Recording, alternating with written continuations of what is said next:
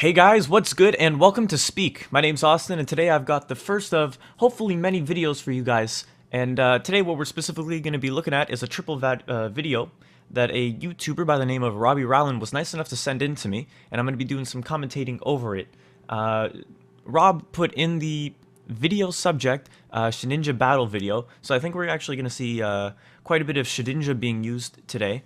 And I like Shedinja, and I like what the new gen has introduced to help Shedinja out. In fact, I've already watched the video and I can tell you that this is a stall team and it's quite the long battle, and we're not going to watch the whole thing, but I do want to go through it well enough to show you guys all the things that Rob incorporates into a couple of his Pokemon that really help him and were introduced in 6th gen and have really started making the difference with a couple mascot stall Pokemon. So we're going to go right into it. It really is a great battle. And the opponent must just be flabbergasted the whole time. I mean, he opens up. You'll guys see here in a second. The opponent really opens up with a strong team, really fierce. You see Tyranitar, Flygon, and Togekiss, and those are incredibly great Pokemon.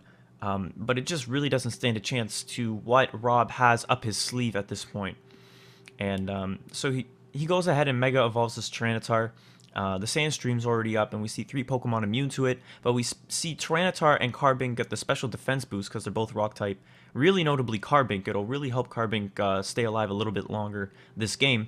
And so Odino and Carbink go for the double protect, while Butterfree sets up a Tailwind. And it's an excellent move, and I think this move is a really great precursor to the rest of his game, because you guys are going to see that Rob really doesn't obviously deal a lot of damage at the beginning, but really focuses on just kind of taking the hits however he can while having other Pokemon set up for him. And so that first move was a really great precursor to what we're going to see the rest of the battle. The Flygon did the 4-time super effective on Butterfree and KO'd him, but what I want to take a second to appreciate is how bulky Odino is. I mean, I didn't realize before this battle just how well Odino could take a hit, but apparently he can, and we're going to see that really comes in handy down the line in this battle in just a second. So Rob sends out his his Imposter Ditto, but quickly double switches into his Shedinja, which was an interesting move. So the Odino could Simple Beam the Shedinja and take away Wonder Guard and give him Simple.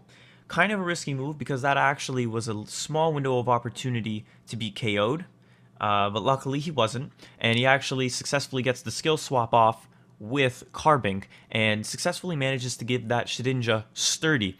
Sturdy Shedinja, if you're not aware, is an extremely scary thing. Pokemon with 1 HP that is going to remain at 1 HP until some other form of residual damage hurts him. And that kind of brings me to my first point about Gen 6 things that were introduced that really help out Shedinja and a couple other Pokemon really.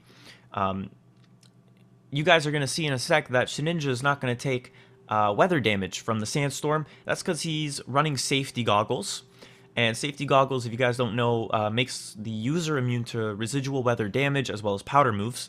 Powder moves not so much important in this game, but really cool to note that weather can't really affect this Shedinja anymore. And on top of that, finally, we're going to see this bulky Odino, who's lasted this long, get his last important piece or move off, and that is the Thunder Wave on the Shedinja. And what that's going to guarantee is that not only can the Shedinja not be put to sleep or frozen and made essentially useless, but it's also going to guarantee that no residual damaging status moves are going to be hurting him or afflicting him, like burn or poison. You're not going to see that. So now really what Rob has gone ahead and created is this virtually untouchable Shedinja with the exception of confusion damage. So unless the opponent's got something that can confuse this Shedinja, you're really not going to see it go down. And no matter how long the battle takes, really Rob's pretty much secured victory right there with that move. But there is a couple things more that I want to talk about, and that's with the Shuckle, mostly. Pretty much just the Shuckle. I think one of the things that Shuckle gained this gen, I'm not sure if it was this gen, but I'm fairly certain that he gained Contrary this gen. And for those of you who don't know, Contrary is a very weird but cool ability that kind of reverses all the stat changes. So anything that would usually be negative is now positive and vice versa. It's very often seen on Malamar with Superpower, but you do see it on Shuckle sometimes. And as you guys just saw, it's very well coupled with Shuckle's incredible defensive stats and Shell Smash, which would normally lower your defense and special defense for an increase in attack, special attack, and speed. But of course, with contrary, is actually reversed. And so what we see is the beginning of this setup for a very incredibly bulky Shuckle, and it really is incredible. And so now, what the opponent's looking at with Rob is pretty much these three very tanky Pokemon, and really no way to take out the Shedinja, and it's going to be very difficult to take out that Shuckle.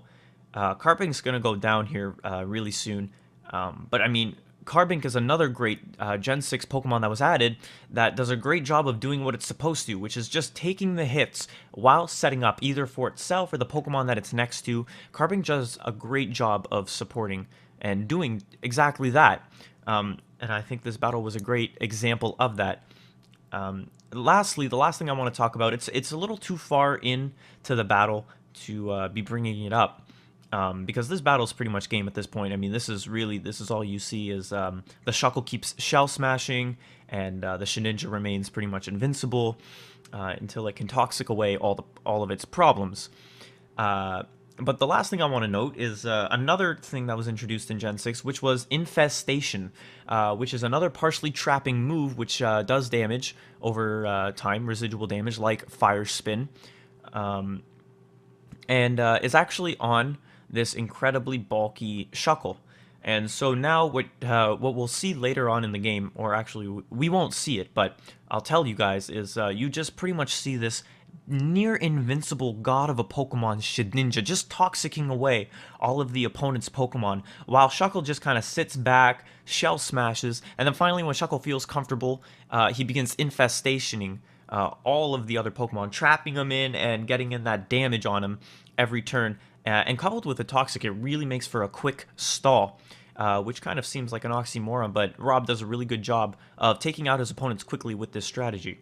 That's pretty much it. Like I said, guys, it was a great example of how a couple things introduced in Gen 6, Pokemon, items, abilities, really helped the Pokemon and really helped stall team mascots. As well as it's a great example of how some teams can be completely dedicated to just taking the hits and setting up and really decimating later in the game. With that said, I'd like to congratulate Rob on an excellent game. I'd like to thank him for sending me the video.